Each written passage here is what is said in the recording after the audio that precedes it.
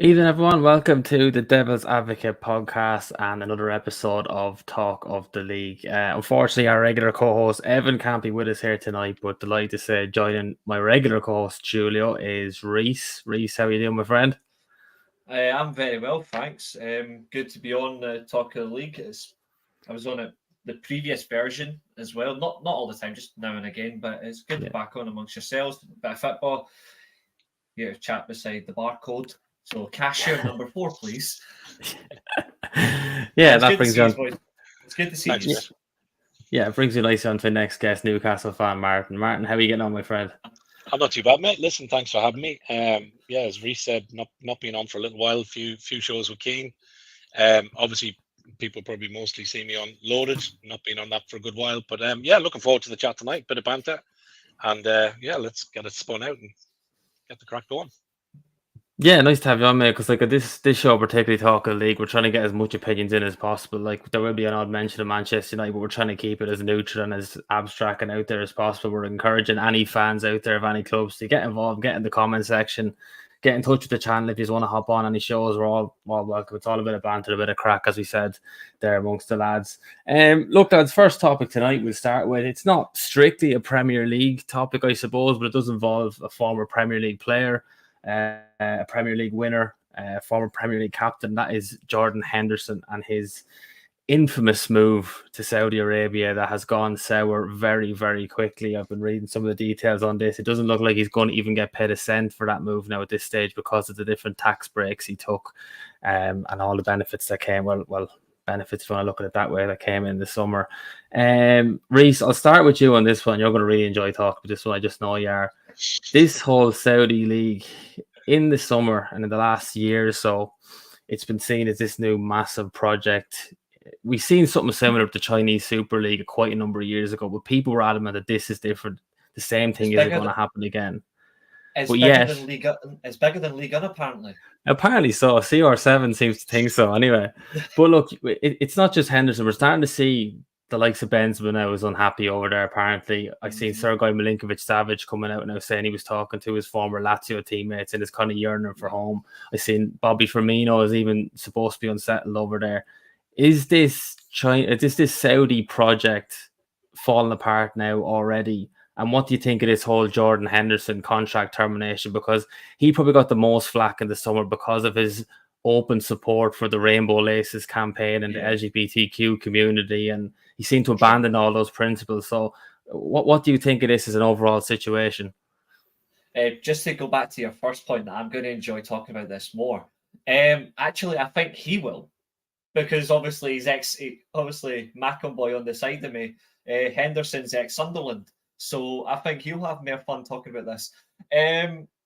Me personally, everybody knows my point of view on the Saudi League. I mean, whether they're in football or not, they're involved in every business, going commercially, consumer rates. Like the Saudis are everywhere. So whether you're for them or against them, end of the day, we all actively contribute towards Saudi with what we buy. So I don't really care.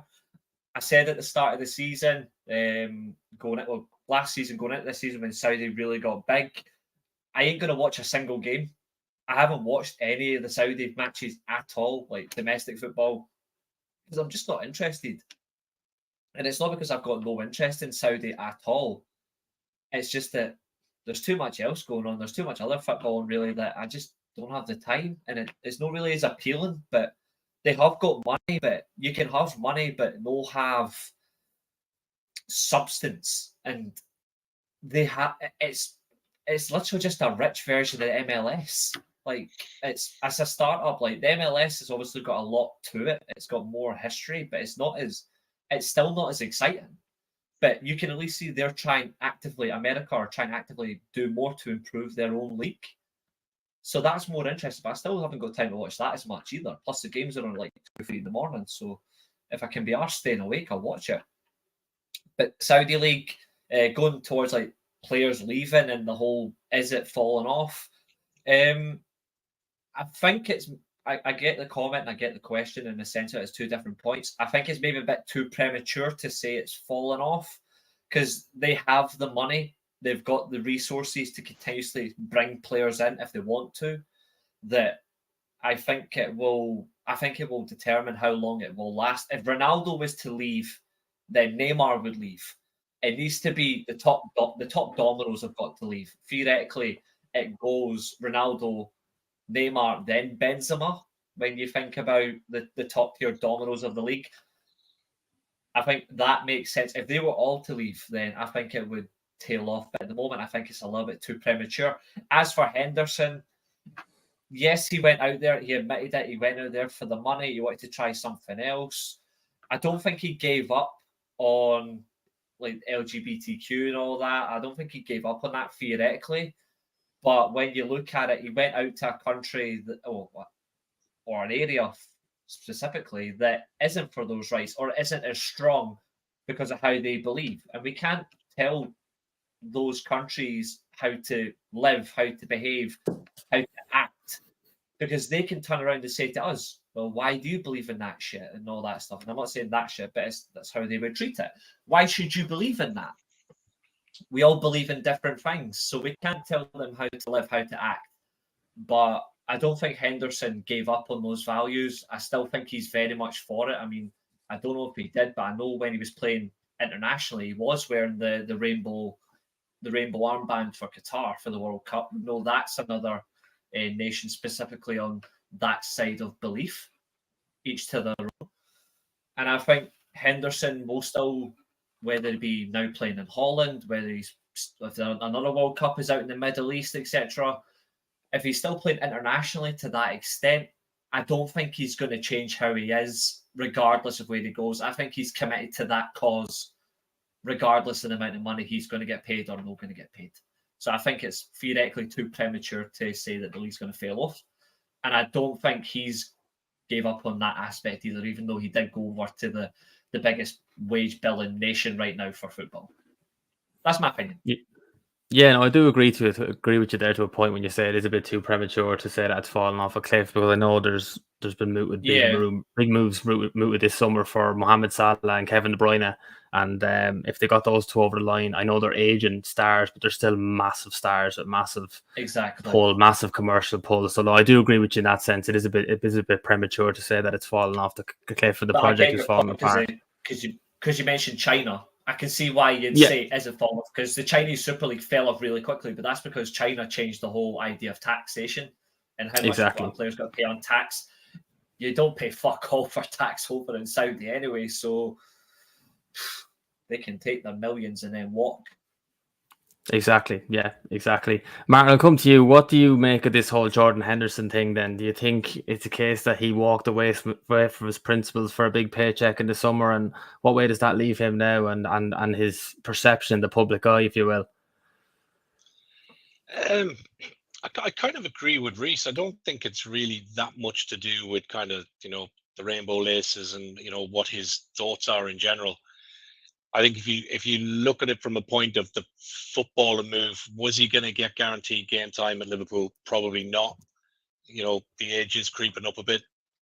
I'm surprised at times he still gets in the English midfield, if I'm honest.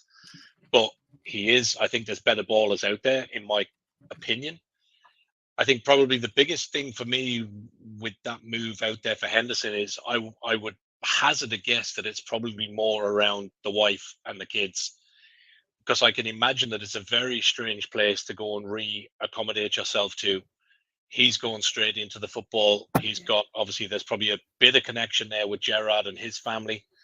But, I haven't got friends in the likes of Doha and Dubai and a few places. I know it's very much kind of compound living.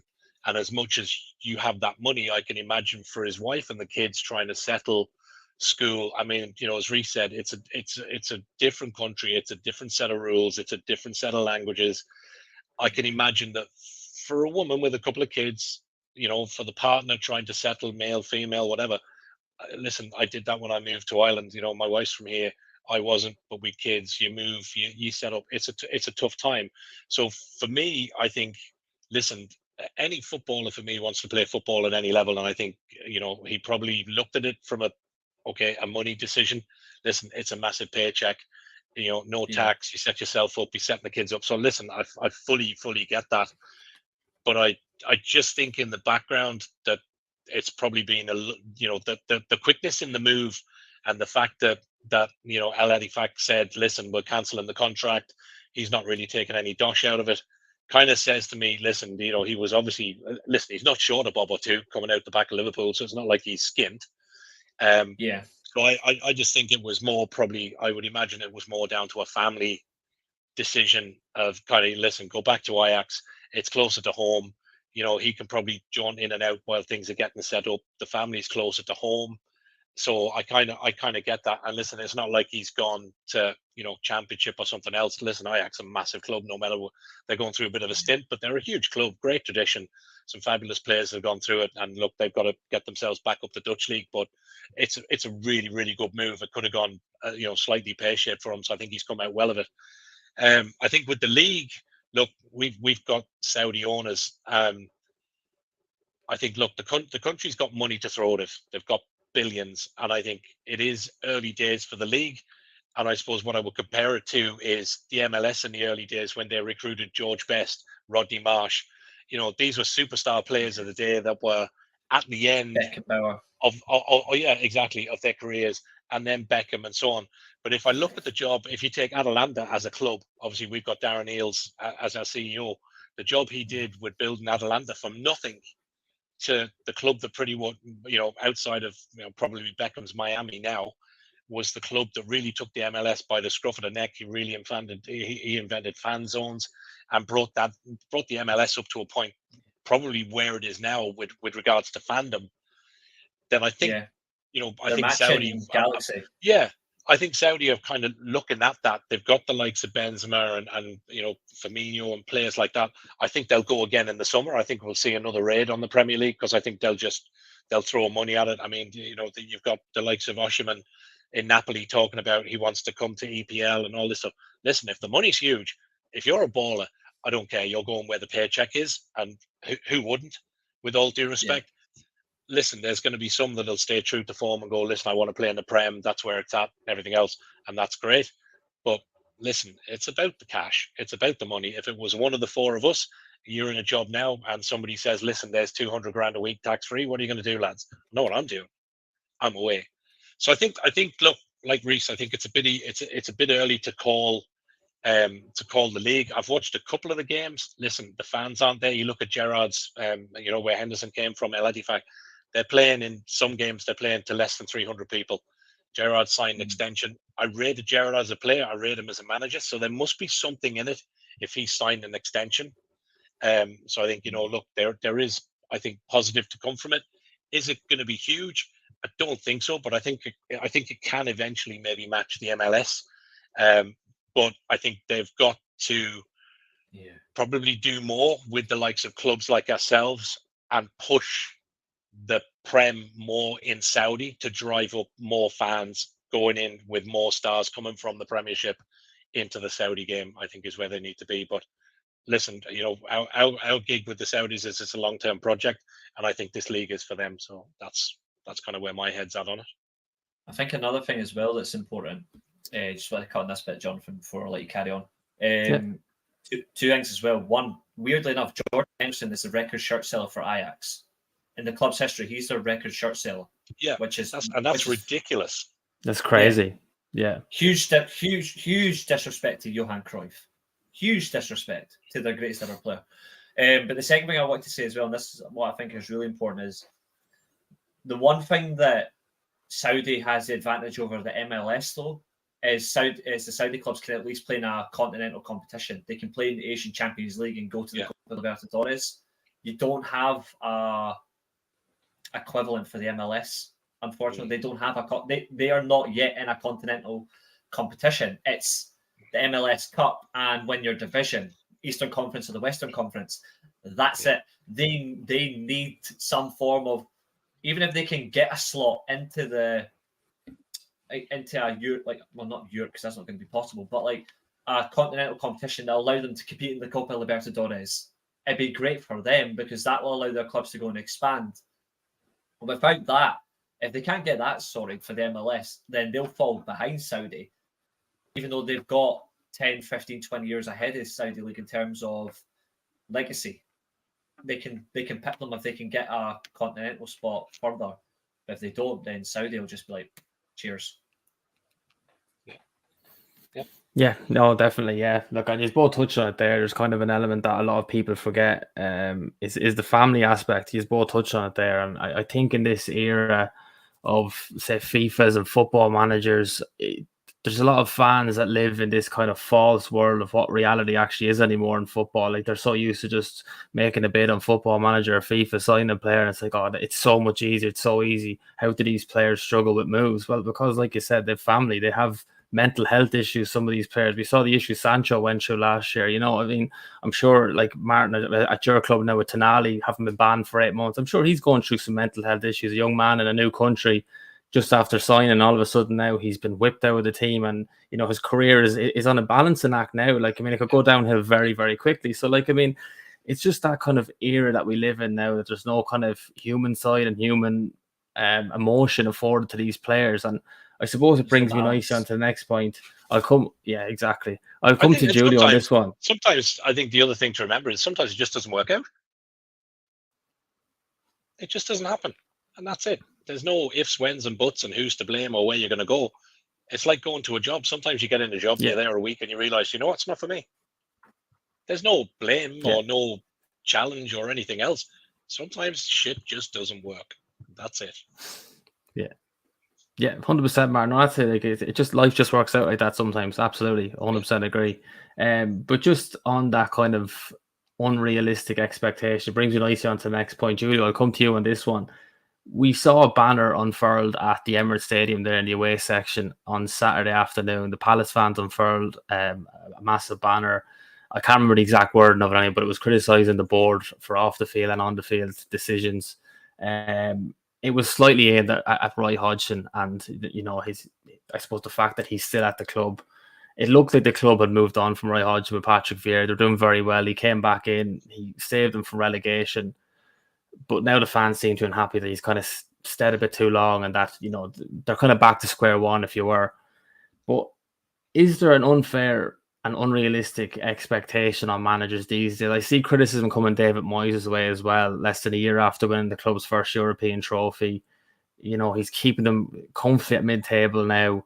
I mean, do fans have unrealistic expectations of clubs, or do they have the right to dream? What do you think, Julia? I think the Hodgson one is interesting because obviously they leaned away from him with the Patrick Vieira appointment, and we all saw with that how that went down. And then Roy Hodgson comes back in as a caretaker till the end of the season, plays a lot more like attacking football under Palace, and they look quite good. You know, likes of Eze and Elise, and are looking really good. And you're getting goals out of Ayew and Mateta, of all people. I think it was very unambitious to stay on with Hodgson, but I think it was Steve Parish looking at the situation and going, there's not a gamble worth taking that's available last summer in terms of looking for a new manager. So I think he decided to stick around with Roy Hodgson for at least another season. It gives him time to scope a proper appointment, because I think Parish needs to get it right. The two occasions he's tried to lean away into something different, they've now effectively gone wrong in some format, with Frank de Boer and then with Vieira. And I think when Palace's money tends to be spent from not just from what they make, but also there have been investors in the club last few years. But the investors now don't really want to invest that much more in because they're not seeing much reward come out of it. So it's almost like where's the yield in this for us? Why should we spend money?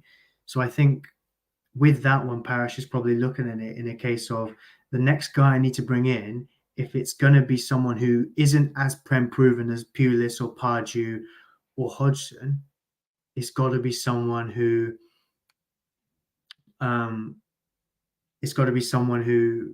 I know is going to do well. I know I can back this. With the Moyes one, it's a little bit interesting because obviously they didn't have the best of seasons last season. Take the trophy away from it, they were a lot further down the league than they'd been used to the last few years. Two different situations. I'm just trying to think. There was an example some point in the last decade where fans wanted more, they brought someone else in who they thought were going to come, who was going to give them more, and then it turned out it wasn't the best move, and it really was a bad one. But I can't think who it was, annoyingly. So if any of you guys have an example of that, please bring it, because for some reason it's gone out of my head. But I think it gets to a point what where examples? What sort of example are you looking for? Sorry, just be specific. So obviously we're looking at a situation where a manager's taking the team, and the fans get to a point where they've seen so much of it that they think, well, surely we should be getting more by now.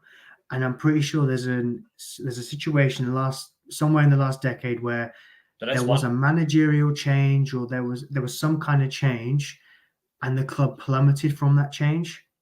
Yeah, and it was almost like there's potentially one. There is potentially one. I don't know what you guys think, but I'd honestly say Tottenham with Pochettino. I'd honestly say Tottenham with Pochettino, considering how good they were consistently fighting for the top positions in the league. The only thing they didn't get, which they did, to be fair, I'd say maybe 2 of the 3 seasons under Pochettino that he managed, either a league title or even a domestic trophy. They deserved at least 1 or 2 trophies in that time, and they should have went on to do something. But when you look at it, they got nothing, and the minute they sacked them, look what happened. They just went down. It's not like they went down. It's not like they went down the league. It's not like they went down the league, but they went. They didn't go to. They shouldn't have. Like when they appointed Mourinho, you would think, okay, they've got a great team here, a great base. We've hired a winner. We're going to at least go win at least one flaming trophy. You would think surely they would, but they didn't. They get Conte, same thing. They don't win a trophy you would expect. They've now brought in Postecoglou. They're looking to play better football. They look much more attack-based, like similar to Tottenham from the early 2010s. But what they're not doing is going to get the trophy that even their fans deserve. I mentioned Ancelotti in the chat about Everton. Like, you would have thought that would have been a circumstance, but I'm going to say another one as well, because we just mentioned West Ham. Pellegrini as well. You would have thought that's the one, yeah.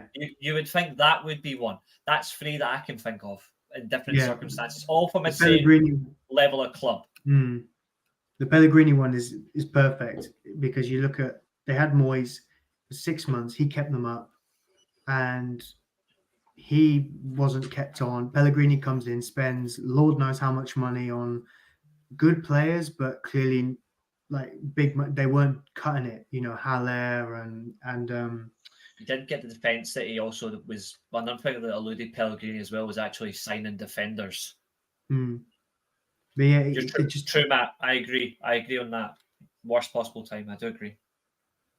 I think Rooney is a good example as well. If you look at the Championship, I mean, he came in with Birmingham 6th in the table, and he absolutely plummeted them down to 20th, 21st when he got sacked there a few weeks ago. Like, I mean, so it does happen when clubs go after these high profile names, and it doesn't actually make sense on paper. They're looking for that big brand name, and yeah, exactly. Jesse March is another good one at Leeds. Very similar. Absolutely, yeah. That's probably as good as the kind of the Pellegrini piece. You know, he came in off the back of the other lad they got rid of, I forget his name now.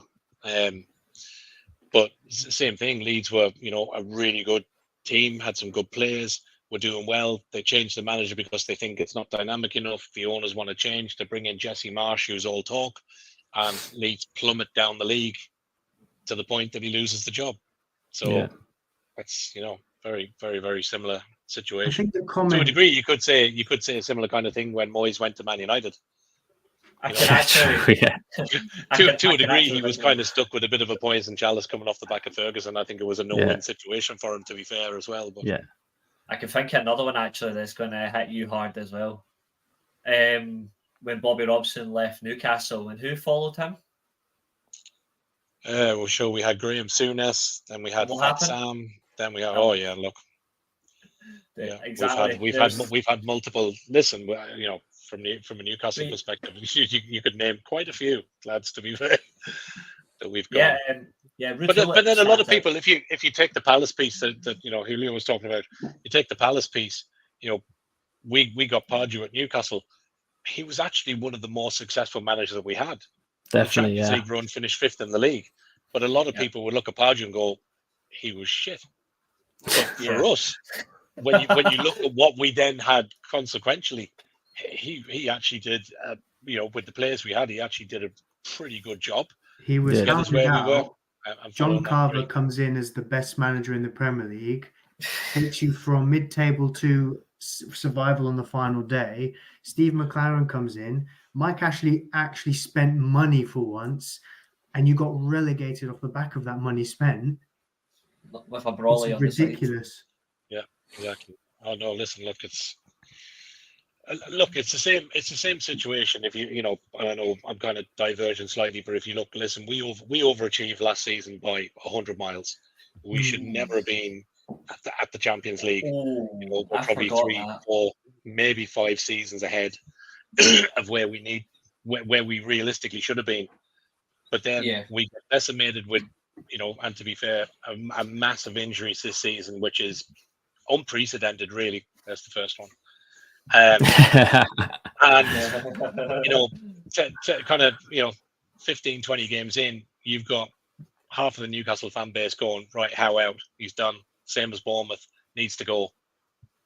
It's just, I take Reese's point, there's certain levels of fandom that are farcical at times, because I look at the West Ham piece, I look at Moyes, and okay, take the Man United piece out, but he did a good job at Everton, in my opinion. I think at West Ham, they've got this, for me, they've just got this really good knack of attracting quality players like, Paqueta, Bowen, Kudos. Players like this are now getting Phillips on loan with an option. And these are all players that I would have snapped your hand off at Newcastle for, especially the likes of Kudos and Paqueta. But we don't have, despite having the money, despite, being a one club city, we don't have that pull. And I think when it comes to a manager, the likes of Moyes and West Ham, and I take Julio's point, take out, last season they won the European Cup. This season, I think he's kind of cemented that with some really good signings. I think they're probably and I was talking to one of my mates, a West Ham fan, and I was talking to him and I was saying, I think they're a 20-goal striker off from being a really, really good top 4, top 5 team if they can. But I think if they can get that striker over the summer, I think Moyes is a set to. But again, I know there's a huge chunk of that fan base want Moyes gone because they don't necessarily like the style of football he plays. And it baffles me at times as to where that comes from, because I think they play decent football, doing good in the league. They're probably another run in for a European place, but 70% of their fans want them gone. I don't get it. I don't know about you guys, but Martin, obviously being slightly older than us as well, but see when you look at West Ham. What do you mean? I don't mean that as a dig, by the way. I don't mean that as a dig. He definitely. It's true. I'm not denying it. Not in this case. Not in this case. I don't mean it as a dig. But what I mean is when you look at West Ham significantly, and I say this with great respect to them, right? When I think of West Ham, only one manager that I've been alive, theoretically, has only played really good football for West Ham, and that was Slaven Bilic. For me, in terms of what I've seen for the 21st century so far, that I'm actually going to physically be able to see, West Ham's only ever played really exciting football under Slaven Bilic's first season. Other than that, Alan Kirbishley didn't play exciting football for West Ham. Pardew didn't play exciting football for them. Pellegrini was mixture, even though he's an attack-minded manager, he was mixture. He wasn't really that good. Big Sam was we're just going to play football one way or the other. Oh, yeah. And David Moyes is fuck it. If we have to do one way, then we'll do it. But they've only played exciting football personally that I've seen under Bilic. They're not generally an exciting team. They're a grafting team, similar to Burnley in that sense. But Max mentioned Sean Dyche. You make a key point there. Actually, you mentioned all those names. How many of those stayed for a long period of time and made West Ham stable? Big Sam came in when they'd gone down after years of just poor form and poor spending, and that squad got gutted when they went into the championship. And he stabilized them. I'd only say 2 or 3: Moyes, Kirbishley, and Big Sam. Even when they had Zola, when Zola came in, he didn't play exciting football with them, but that's because he isn't going to get exciting football with that team they had. So it doesn't work. So I don't like when Martin said there about like the entitlement that they want him gone. Okay, you want him gone. The only manager I think that they should get is Lopetegui. I've said this a few times. I think he's the only one that they should theoretically look at. But when you look at West Ham, he just fits, doesn't he? I think he just fits. When I think of West Ham, I don't think of exciting football. I think of a team that is a serious grafter that will get some exciting results from time to time, but they don't play beautiful football. But they will play football where if they really need to beat you, they will beat you. And they do that. I will give them that. But I don't think they play. I've never seen them once play exciting football except under Bilic. That's just me. Ambition is one thing. I think they're quite inconsistent. Like we went there, we played them twice last season, and we won 3-1 at home and 5-2 away. Yeah. So and barring the likes of Kudos, all of those players they've got there now were there effectively. Yeah. But they pick up their goals with the likes of Souček and players like that. I think the likes of addition of like the likes of James Ward-Prowse and players like that. Like they're clever with their signings, which I really like. And they seem to fit well. But I think the Crystal Palace piece for me, Julio, you were saying about Hodgson and Parish sticking with him. I think the unfortunate thing for Hodgson and probably the likes of for us, the likes of the Steve Bruces of this world, probably eventually Moyes and a couple of others, the likes of Big Sam and the Souness's of this world, they eventually have to move on because their style of football and unfortunately the likes of players, the likes of managers, the likes of Arteta, Eddie Howe, Klopp to a degree, other managers that are De Zerbi at Brighton, these guys are on a different level tactically. And, I think the likes of Hodgson, listen, he, fantastic 10 years ago, but I think the way that the game has changed tactically and, nutrition and all these things, I think he's just at an age of those group of managers per se, who or at least with a perception. There's a perception absolutely. There. So I think, I wouldn't imagine that from club to club that Hodgson has been to, that his setup, his training, and all these other things change from club to club. And I think when they come up against the likes of a Howe or a De Zerbi or players like or managers like that, a Pep Guardiola, I think they will always struggle, not necessarily because of the club setup or the money that they have, but I think there are managers that have just come on technically and advanced with the game. And I think these guys are not at the races at times with them. Yeah, I mean, we'll come on to Matt's comment just a few. I know that'll be interesting. But what I was going to say though, and this is what I personally think about the likes of Hodgson. And in a way, like I've never really liked watching Roy Hodgson play football, but I do at least respect the man. I don't think this is going to sound strange. I don't think Palace have got any respect for Roy Hodgson. The amount of times they keep getting rid of him and they keep bringing him back, and I'm like, the guy's 80 odd. Fucking let him go. Listen, let him go and watch. Absolutely, absolutely. Let him watch Countdown. He's been an amazing servant to the game. Listen, for what he's done with the clubs he's had, England, other things. Listen, absolute respect for the guy. But I think, as I said to you, I think there's a time where this game has moved on, and I think it's just a point where, listen, plenty of money in the bank, 80 years old. Go and enjoy what you've got left. Retire, travel, enjoy things. I sometimes wonder and look at the Prem and I think, like, how does he deal with that? Like, why would you put up with all the crap and the stress and players and travel and like it must be a fair strain, I would think. And then listen, I get the guy, has a genuine love for the game. Yeah, but surely you could be involved at a different level, perhaps, and still in and around the game, but without that high level of stress. And I think, when you look at younger managers coming up, and you're going to a game and you're being outdone technically and tactically like they were against Arsenal, I think you look at that and you must get to a point and go, do you know what, bugger this. Like, there's nothing I can do to bring this on.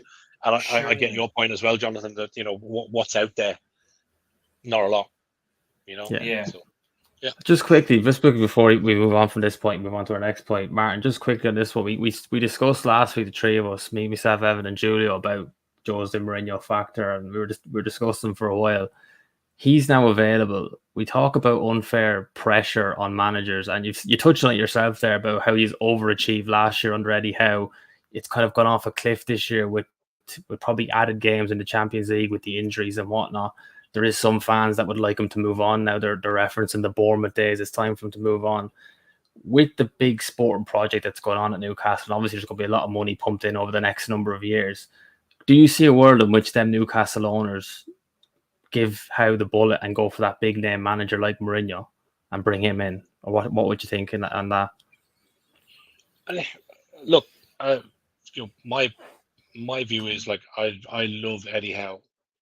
I'd love to see him bring some format of silverware. I mean, if you look at the Carabao Cup this season, listen, even last season we got there against Man United. We had probably been in form right up to the point of about 3 or 4 games before that cup final, and probably played one of the worst games of the season in a final.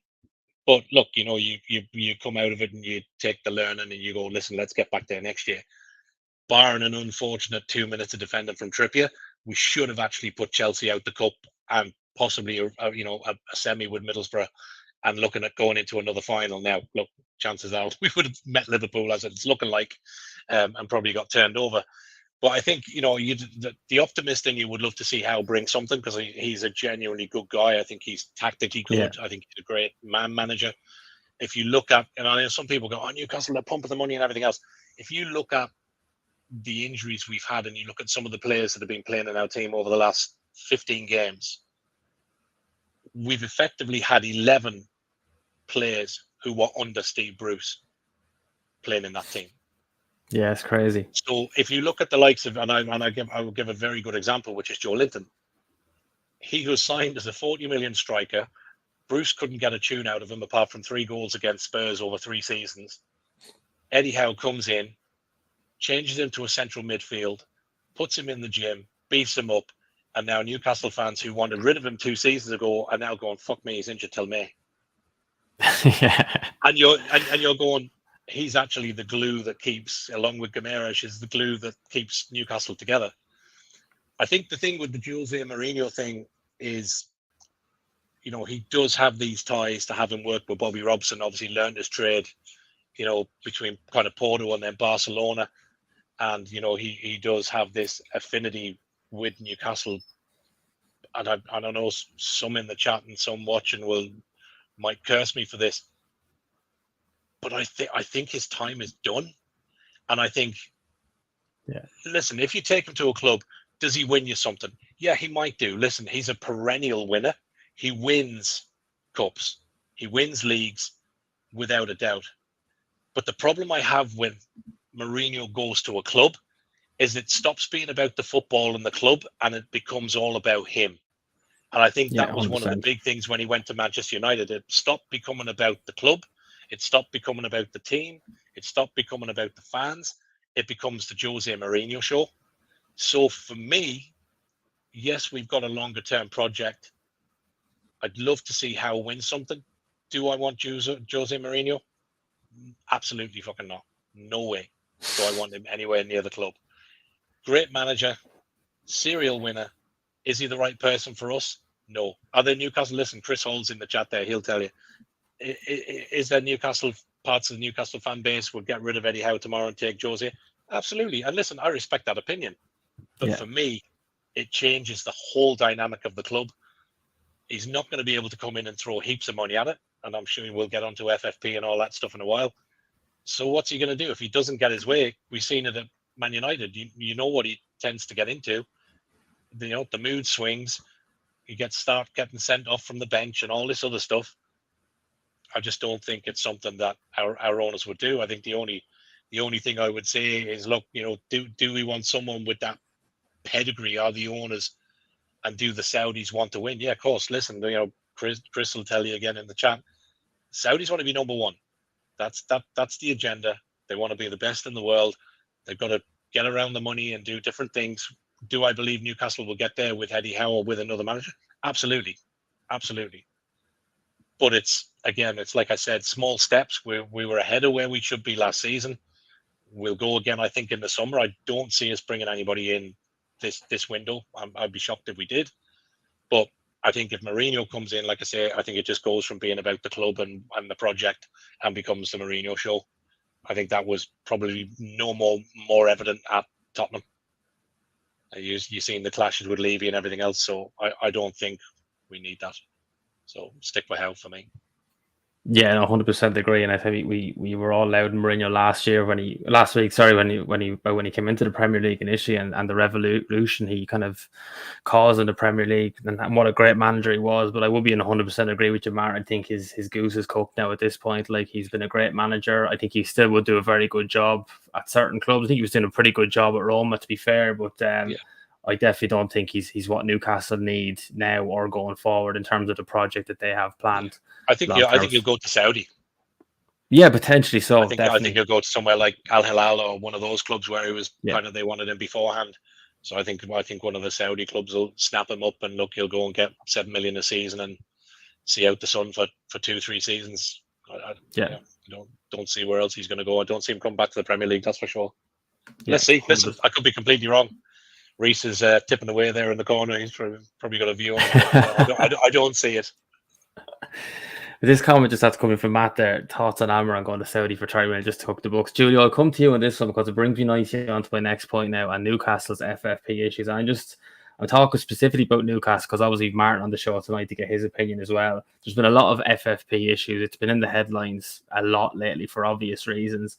I seen an unbelievable stat just before we actually came on the show on Twitter, actually, that the comparison between the transfer spend last January and this January. Last January, £760 million spent in January. This January, 36 million or something like that. So it's blatantly apparent that he's cooking there in the corner. I'm getting slightly worried now. Just stir in the pot. What is making me laugh is he keeps pointing completely the wrong way, and I'm on the opposite side of you, mate. It's because of my camera. I'm looking at you, but you're that side to me. That's yeah. I'm over here. Yeah, that's it. Julia, what do you make of these FFP issues then that are kind of circling around Newcastle as well, particularly at the minute? I mean, there's rumours there. Obviously, Almiron is mentioned in the chat. I see other big names like they could have to sell Isaac and Gomiresh in the summer, and Callum Wilson. Trippier has obviously been linked with a move to Bayern Munich, and you'd probably be shocked if he doesn't move before the end of the January transfer window at this point. What do you make of this whole situation now? Do you think that the Newcastle project is kind of stalling a little bit quicker than they would have anticipated when they took over the club? What are your thoughts on that?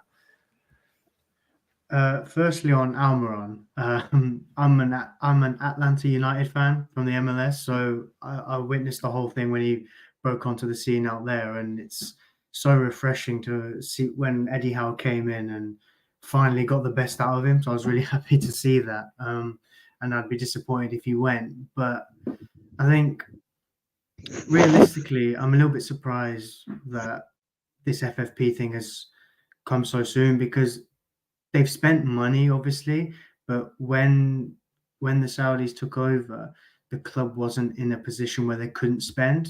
Well, they were because of who the owner was, but because he kept them well financed, it was to a point where they could just go and spend. And even though they've spent money, it's been quite methodical. They've not overspent ridiculously on all their players. They've not just gone, right, well, we're going to try and buy all the best players here, there, and everywhere.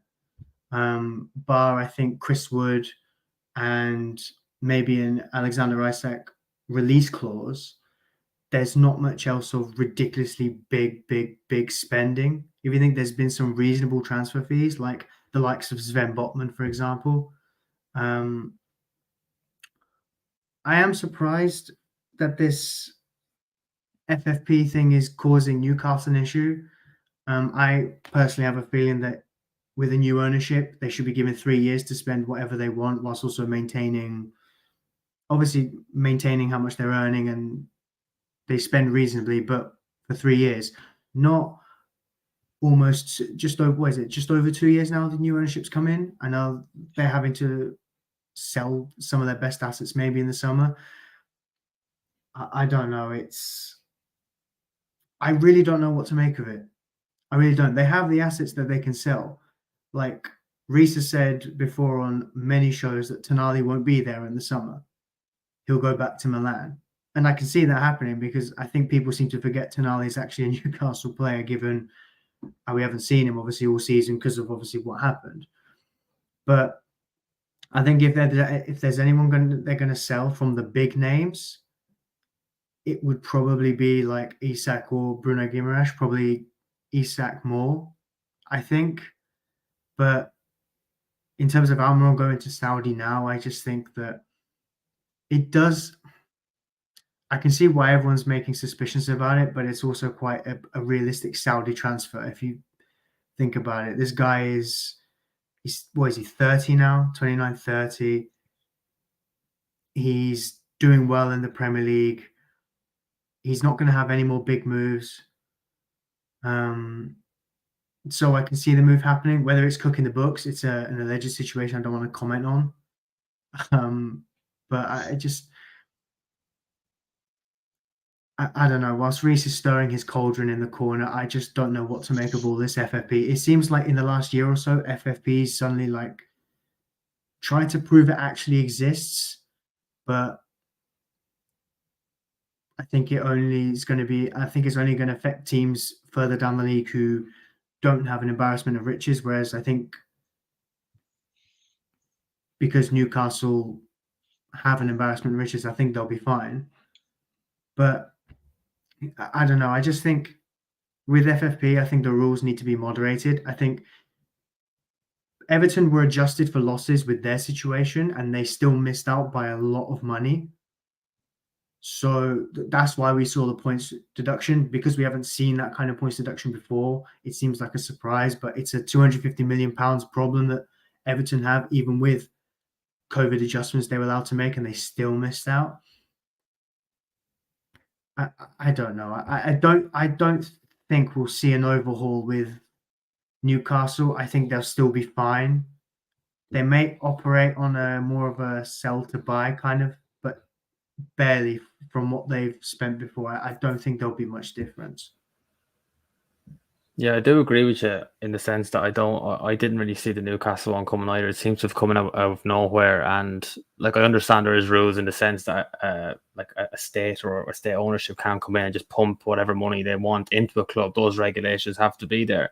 But I agree with you in the sense I think that they need to look at this profit and sustainability rules, because when you see the bigger clubs who clearly are never going to struggle financially behind the scenes, and they're struggling to sign loan players because they're worried about how much their wages are going to cost over 6 months, i.e. Manchester United, then there's something wrong, because Man United, no matter how much money they're in financially, they're always going to find a way of paying their way. They're just too big a club. Newcastle are the same now with the money that they have behind them and the fan base they have behind them. These are huge clubs. It's the smaller clubs that need to be looked after so that they don't go into administration and don't go out of existence, as we see in the lower leagues of the English league lately.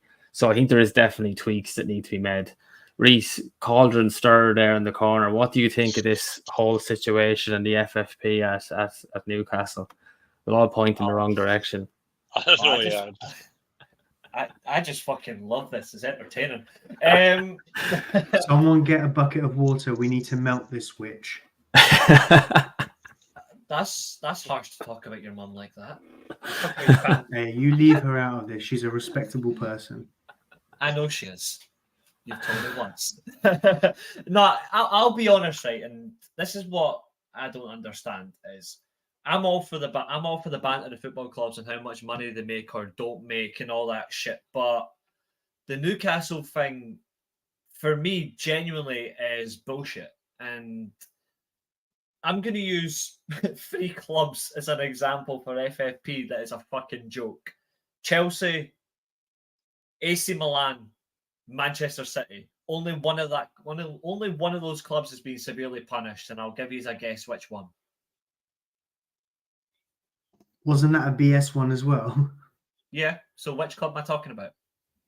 The one that you support? There you go. When you look at situations for clubs in FFP, you're entitled as an owner to pump your own, like, oh, fuck's sake. Thanks, Chris. You've ruined my night. I, for one, am shocked.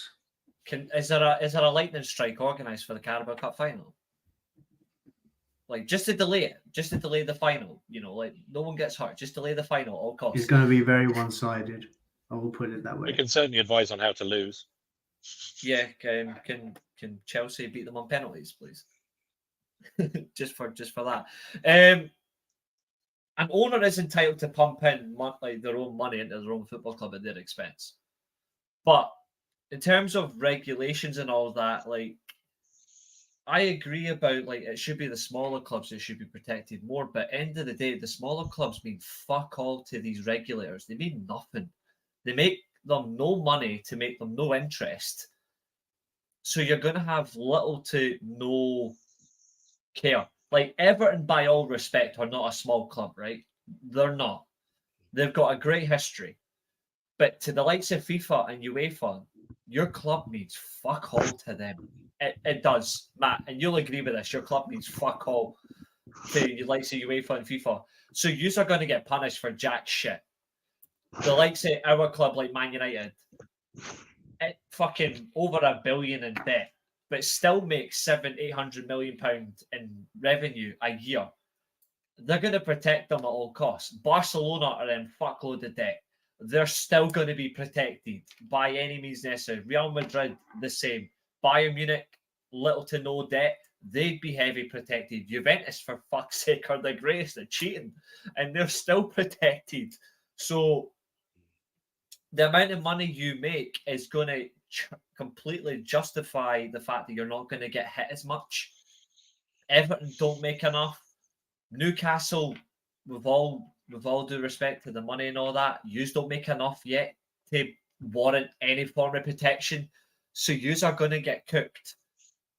When I look at the circumstances, though, like, there's no way that you have maxed your spending over a 3-year period in 18 months.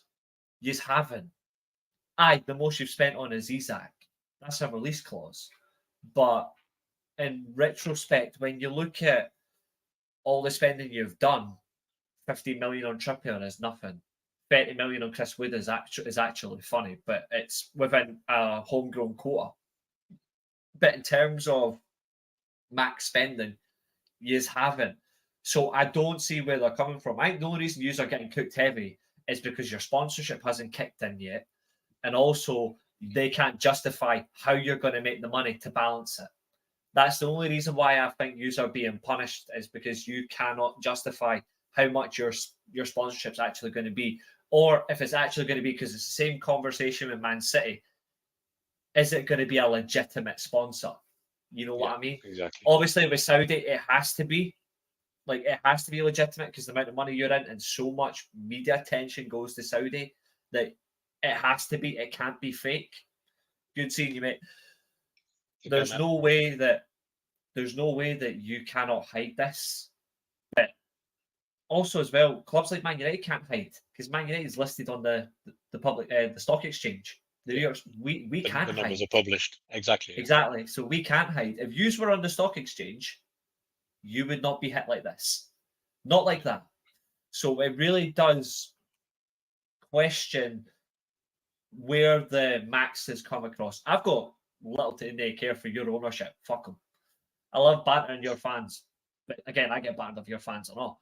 But I don't see the legitimacy behind FFP coming at you when there's other clubs that have done worse for FFP, and they will not get hit.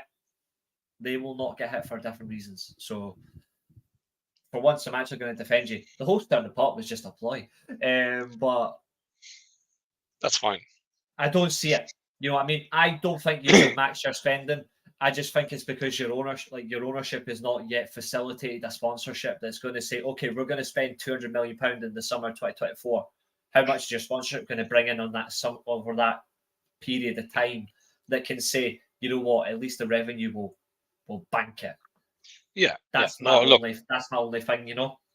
I think you're right. I think what when it comes to FFP, I have a couple of views. I think from the Newcastle perspective, we got taken over 2 years ago by the Saudis, And listen, I would have taken any ownership, to get away from Mike Ashley, because we'd 14 years of underachieving.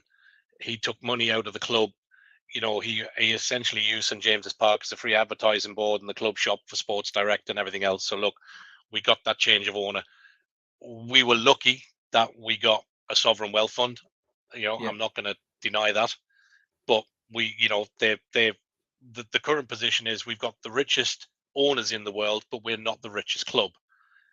Will we benefit from that, as Julio said, down the line? Yeah, absolutely we will. But from a Newcastle fan's perspective, we got ownership. The Premier League went, hang on a minute, we're going to take 2 years to look at that, because they're owned by the government. So we're going to stall that.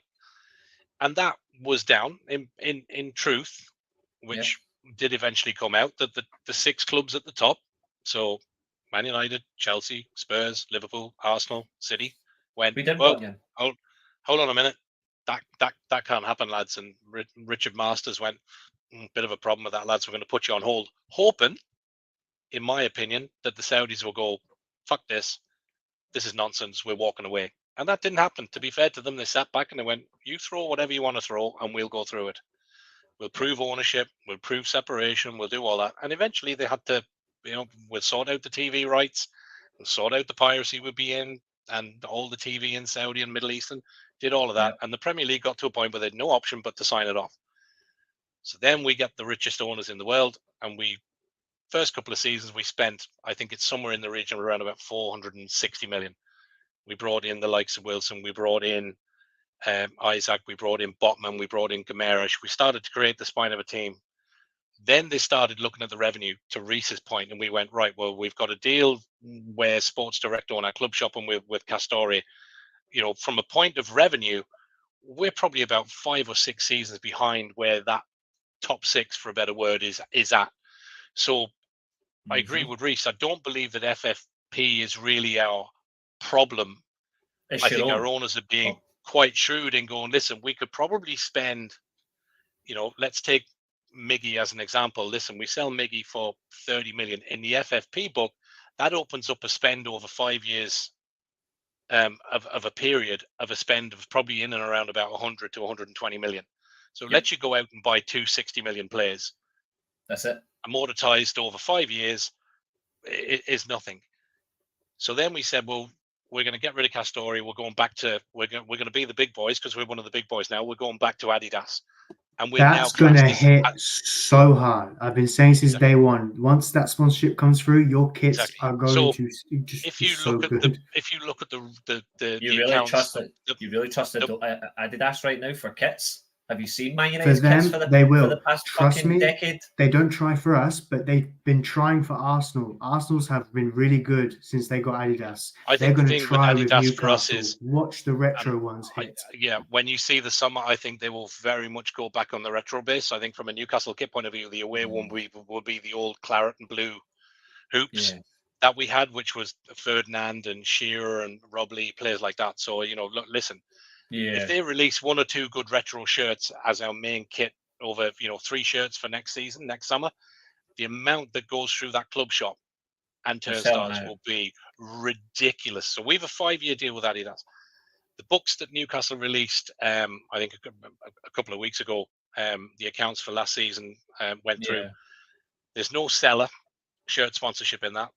There's no Adidas. There's no ground sponsorship. We're currently looking at sleeve sponsorship. We're looking at training wear sponsorship. We're looking at training ground sponsorship. So we're now starting to look at, with Darren Eales and people like that, we're now looking at, okay, well, how do we go from where we are here at this point to being up here where the likes of Man United, Chelsea, Liverpool, and everywhere else, because that's where we need to get to. Once you start to get that commercial revenue in and you manage your debt and you manage your spending, we can then go right over 2 windows over the next 2 seasons. We can spend 200 million every window, because we've got the revenue then to back that up. And you're going nowhere near FFP. You're going nowhere through your 3-year PSR and everything else. So we started to lay all that in, and then all of a sudden, then some of the clubs came back and went, oh, hang on a minute now, some of those sponsorships deals are dodgy because Sellers a Saudi company. We want that looked at. So all of a sudden we invented a rule in the Premier League that said, it's got to be fair market value, and it's also can't be intercompany effectively. But meanwhile, Chelsea, Everton, and some of these other clubs, including Man United, who do have a Saudi sponsorship hidden in the background there somewhere, were all doing deals. But all of a sudden, Newcastle started to play that game, and the top six went, well, hang on a minute, fuck that, you can't do that. So we went, well, okay. All of a sudden, then it's got to be fair market value for your sponsorship. That rule wasn't there 2 years ago. So for a Newcastle fan, our frustration isn't in that we're not one of the top six. Listen, we overachieved last season. We hit whatever it was, 4th place. It was an amazing fucking season. One of the best I've seen, right? Yeah, it was. Hands down. Overachieved, went to Europe, Champions League, thrashed PSG, made them look stupid. Should have beaten them in all fairness in Paris, were robbed. But look, they're all different things. So we will eventually get there. The issue for Newcastle fans, we don't expect to go out and spend 300 million every window. We're not unrealistic. What we don't like as a fan base is when the rules are changed willy-nilly to suit and to stop. And I take Matt's point with the likes of Everton and some of the other clubs. There's 14 other clubs in that league who are not being allowed to compete. And we're being stopped from being able to compete with the top six. And I get that. Listen, we will eventually take somebody's place at the top table. And one of the things that I have said on a few podcasts is Manchester City are a machine. They are a big shark. They're the great white. But it's going to take a bigger shark to stop them. And when it comes to finances, when everything kicks in and Newcastle get themselves up and running over 2-3 seasons, with all due respect to Man United, to Chelsea, to Liverpool, we are the only team that will be able to stop City from dominating. And that's a fact. So whether the Premier League hook us up, whether FFP gets changed and they're talking about this new rule change and all this other stuff, listen, the 14 could go there and have a vote and say, do you know what? You shouldn't be allowed to buy new signers if you've got 900 million euros of furnished debt. So we want Man United not to be able to trade because you've got so much debt that anybody that's got over 500 million worth of debt cannot play in the Premier League. That's fair. Yeah, that's a fair point. If you take all of that on board, that these rule changes come in, and then again, as one of the 14 clubs, you look at that and you talk, Jonathan, you were talking about penalties and what clubs are being paid.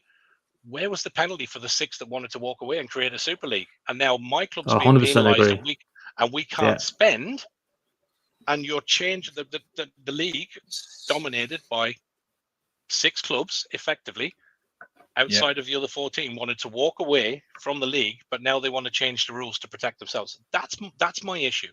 Not that we're spending 200 million. People will talk about the ownership.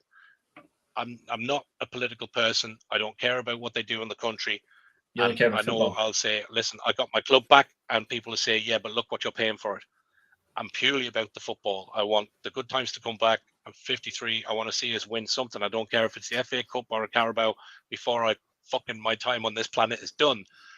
So for me, do we not all get it? Like City had it, like Chelsea have it, like end of the day, that's what I don't understand is end of the day when it comes to football, if you don't spend, you don't compete, you get fucking relegated for the Premier League. If you don't spend, you don't win you don't even qualify for a fucking Europa League anymore. If you don't win a fucking title. If you look at the City piece is a very good example, and we're talking about selling Almiron, and we might have to sell Trippier. I think the likes of what I would call that core 3 or 4, so Gomes, Isak, Botman, to a degree, players like that, probably Gordon. Yeah, there isn't a cat in hell chance we sell them. What we have got is a very aged squad: Matt Ritchie, Jamal Lascelles, Nick Pope, Karius. He's a good goalkeeper. Yeah, no, absolutely. No, you're right. Listen, at the time, this served a purpose. Listen, I would have been, and the boys on Loaded would tell you, I would be the first person to slate Jamal Lascelles, right? Didn't have a load of time for him. Went through a few seasons. And listen, Reece, you watched that show. You heard me going on there going, not my captain. He came in when we lost Botman, And he's been outstanding for us this season when he's played. Yeah. It's fair credit to him. But he needs to move on. So, we've still got Jeff Hendrick on the book. We had John Joe Selvey on the book, all these kind of things. So the problem with part of our wage piece, which is affecting our FFP, is we've got, I think the guys put it up on Loaded there the other night. There's something like 13 players who are age 29 and above. So the problem is we need to bring down the age of that squad. If you look at Chelsea as an example, they're bringing down the age of their squad by bringing in younger players and all, Enzo Fernandez and players like this, and I put them over 8-year contracts because that's how they're getting around the FFP piece. But we need to do similar and bring the age of the squad down. We need to invest, but that's a slow process. But we got to get the other stuff all kicking in. But the bigger piece of all of that is that, in my opinion, along with Newcastle, the other 14 clubs have to wake up. They need to start shaking things up because for me, at the minute, it's a league that doesn't allow everybody the same level playing field, and it doesn't allow us to compete. And it has to change. I've just had a look, and the average age for your squad is 27.76. Yeah, that's the average. One of the oldest squads in the Premier League. Yeah, as of October 2023. So you are the third highest in the league. The only two that are above you is West Ham and Fulham. They've got the highest average age per Premier League squad. Yeah, it's all about. I mean, at the end of the day, it's a game of football, right? And I get that, and I know there'll be people listening to this going, "It's a load of bollocks. You're only upset because you can't spend your money on it." All I want's a level playing field, lads. Yeah. Yes, we know. Listen, you're Chelsea, Arsenal, Liverpool, your revenues are way higher. Why are they way higher? Because you've been allowed to spend and allowed to compete. You've been at the top table for more years than we have. So you're always going to have that imbalance. But if you don't let the other 14 compete, it's not a fair competition. Just look at the wealth of some of the owners in the league. Like the wealthiest owner in the Championship is Southampton, and they're worth like $6 billion. There's a lot of wealth for the owners of this league. Absolutely, and that's the problem. We're worth about 500 billion, but we can't spend it. It'd be 10 times better, this league, if you're allowed to facilitate how much money you can spend, because then we'd really see which clubs would really compete and which clubs would be cannon fodder to relegation and to that position in the league. It would really be interesting. I know Matt's mentioned about Everton's ownership and all that, and they're waiting on 777. In this case, your ownership is more like 007 because they've not got really a license to kill, more like a license to thrill. But you're not really the thing with that ownership though, Reece, is I guarantee you, Matt, bookmark this. Everton's takeover is going to take similar path to Newcastle's did. I don't think it'll work. Like the amount of scrutiny that 777 are getting anyway for and standard liaison and all that. I don't think I think Matt would honestly. You need somebody better than that lot. I don't think they're good enough for Everton. Yeah, but I think the other thing, very quickly, just to kind of sign off on the Newcastle thing to remember is every deal we do, every signing we make, anybody we sell to Saudi, any sponsorship we do, it's scrutinized more than any other club out there because of the ties to Saudi. And it only takes us to slip up once with those assurances the Premier League and we lose everything. So listen, I have all the time in the world. Give us a level playing field. Let us compete, but do it the right way and do it sensibly. Julio made the point. We're not going out spending 200 million on a player. Go and get Mbappe and all this. It's fucking nonsense, lads. Buy sensibly, get some good players, build a team, but just let us compete. I think the question is we need to ask, lads, and that's another thing, is not just a wage cap, but should there be a maximum you can spend per transfer window, like every season? Doesn't matter how many players you bring in. You can bring in 8-9 players if you want, as long as there's a turnover of players as well. But should there be a maximum that you can physically spend per transfer window? I think if you look at the salary cap, if you look at American football, they have a salary cap. But what it does is it enables all the teams across the league a level playing field. Yeah. So you can be the biggest team with the most supporters. So listen, take the Chiefs and the Patriots the last 10 years. Yeah. 2 of the biggest teams in the NFL. But their players are capped. But it gives it gives the other 6 or 7 teams in that Eastern Conference, Western Conference, an opportunity to win. Yeah. Don't have that in the Premier League. That's the problem. Still smash them, but gives them a chance. Exactly. Yeah, absolutely. But I think that's the thing, though. That's all you're asking for is give us an opportunity. let's see. I know they've got Yeah. to vote on this FFP thing, so it'll be interesting to see what changes, and who votes for it and who votes against it. But I think you know, he'll just get my more- only he'll just my get only more. fear is, you know, what's the next rule change? So Newcastle or Everton go to do something, and you know, it's okay. Well, we can't do that now. We need that to be slowed down or scrutinised. It's fucking nonsense, lad. Nonsense. Yeah, well, that's the thing. That's the next step. I think that, like you touched on there are 14 teams who need to start appreciating their worth as well. Because at the end of the day, the Premier League is the most watched football league in the world. Absolutely. And as you said, It's a the brand. top six are always the top six. But if you took the other 14 teams out of the Premier League, it wouldn't be the most watched league in the world if you're watching Man United playing Liverpool every second week. You know, so the other teams need to start appreciating their value. And look, I mean, you look at Brighton last year; they're one of the most exciting teams in the world to watch. Yeah. You know, and you know, you see Aston Villa now. They're growing all the time. Newcastle will grow. That's inevitable. That's going to happen. If Everton's ownership goes through, they're a massive club as well. They're going to grow. And the more money that's coming into the Premier League in general, hopefully we do see these teams grow. And, you know, we've seen at Man United more than any other team in the last 10 years that you have no divine right to win just because of the name that's on the badge. You've got to earn them trophies. You've got to earn them merits. You've got to earn them Champions League spots. And every year it gets tougher and tougher. And rightly so, because that's what competition is about. And that's why the Premier League is the best league in the world. Exactly. And hopefully That's we do start seeing that. Absolutely. And I hope. Absolutely. But I also get the other side. Listen, if I was in your lad's shoes and I was Chelsea or I was Liverpool, I wouldn't want anybody else, because I want to be in the Champions League every year. I want to be going to Wembley. I want to be going to Europe. I want to. So listen, I can understand the animosity and you know, other fans going, yeah, well, fuck that. You know, you're not getting to the top. So I totally get that. But again, you have to be given a chance. It's anti-competitive, you know. And so at some point, I fully believe, it might not be Newcastle, but I fully believe if things keep going the way they are, somebody will challenge it legally, and they'll change it groundbreakingly, and it'll just fucking blow it wide open. Absolutely. I genuinely do. Exactly. Two things for me two things for me as well. One, I'm not really bored with qualifying for the Champions League. I'm a greedy cunt. I want every single fucking trophy that's available. Like, simple as. I don't get, like, 19 other clubs can fuck off. I want every trophy available. Like, I'm greedy for success. That's all. But like, that's what I want. I want to see my club win everything. Good old Sir Matt Busby, his values. But that's what we all want. The second thing as well, and this, like you just mentioned there about like your appreciating your worth. Aston Villa are what, the 5th, 6th most successful club in Premier, like in terms of English Football League and all that, in terms of overall success. But yet Brighton have got so much money, and they've actually accumulated for transfers, and they're still sticking to small, like outreach, like diamond in the rough signings. And I'm like, if there's a club that should be appreciating themselves for value, it's Brighton. They've got all that money, and they'd rather still spend on 2, 3, 4 million pounds to replace £7 million players. And I'm like, that won't always work. They need to fucking spend, because Aston Villa realised that they're like, shit, we've got history. We've won a European Cup. We've won all this. We've won now in decades. We need to freaking spend if we want to compete. Now they could win something this season because they realised, actually, hold on, we've got a manager that won't contend with not spending.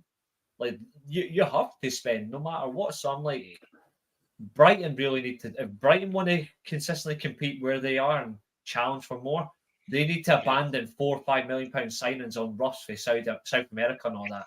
It's great to sign South American talent, but eventually you need to start spending 30, 40, 50 million on a couple of players. I think, to be fair, we've kind of seen that this year, haven't we? They've stagnated a little bit after the highs of last year, but I think that was to be expected, in fairness to them, with the Europa League football. All clubs turn players over, though. You know, Newcastle, you know, we're talking about selling Miggy and doing whatever to balance the books. But if you look at teams that did that, if you look at, again, you know, I'm using City as an example, but they turned over their midfield to get to a point of having De Bruyne there.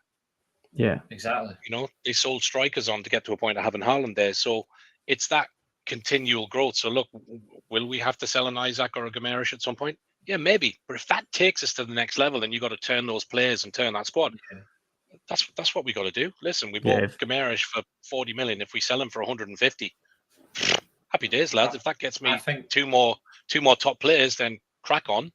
I generally think he's the only player at your club that fans would go fucking psycho for if they got sold. I think he's the only one. Yeah, I think the three that we've got there now, Botman, Isaac, and Gamerish, I think if any one of those three went, there will be severe carnage. I think there'd be chaos for those two. But I think Gamerish is just in a league of his own for midfield. When he's knowing your team, you look bang average, in my opinion. Without him in your team, you look bang average.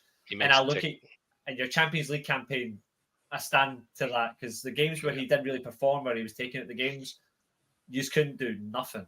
And we probably need another striker. We need a centre back, and we are screaming out for a ball playing 6 who can just back that defence up and let Bruno run free. Yeah, because he can't do it on his own. They're the 3 we need to bring in over the next while. Like, we get that, and we get some players back. Look, we'll be ticking. But just sign Paqueta. Give me his best pal, and then find some French central defensive midfielder. There you go. Like, you can cook some intercontinental football. You can cook some intercontinental football. Exactly. Not for want of trying, lads. That's it. Interesting few months ahead. Look, lads, I think we'll wrap it up there for tonight. A few bits we didn't get in the show tonight, but look, we got some nice chats in there tonight. Martin, thanks very much for popping on tonight and having on the show. Yeah, more than welcome again in the future, anytime you want. Reese, thanks for coming in on such short notice. Always a pleasure, my friend. And Julio, I'm sure I'll see you on Talk of the League next week. But guys, keep an eye on our socials. We have a few shows coming up over the week. I think Reese might have a quiz coming up over the next couple of weeks as well. So keep an eye on all the social media. The last one went down a treat. So look, thanks everyone for watching. Follow the guys on their socials, follow the channel, and look, we'll catch you all very soon. Take care.